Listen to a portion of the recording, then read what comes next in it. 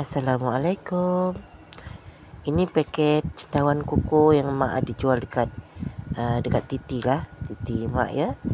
Siapa yang nak boleh pergi kat Titi mak, boleh order kat sana. Ini cendawan kering dah siap paket dikeringkan ya.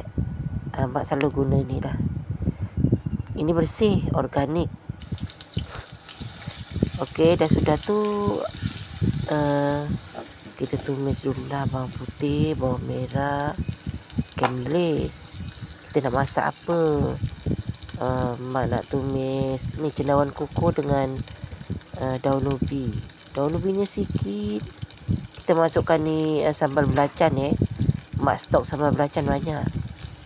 Sebab beli kat kedai, bukan mak buat sendiri. Ini sambal belacan tak ada asam tau, limau tak ada.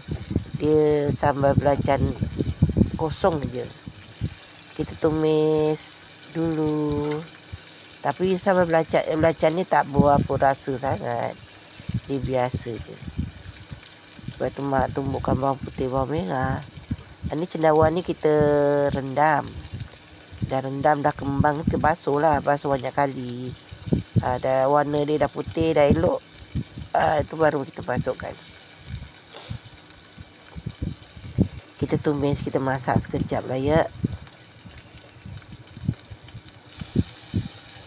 Siapa rasa nak makan cendawan, boleh beli kat Titi Mak Sapar. Tengok kat TikTok Mak Sapar ya. Mak tak masukkan kat affiliate Facebook ni. Sebab dah banyak sangat mak punya video dekat sana. Okay, masukkan air. Agak-agak kita masaklah sekejap.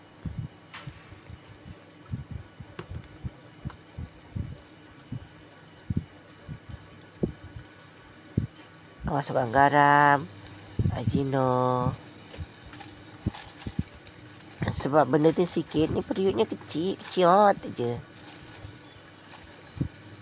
Macam orang buat main pondok-pondok.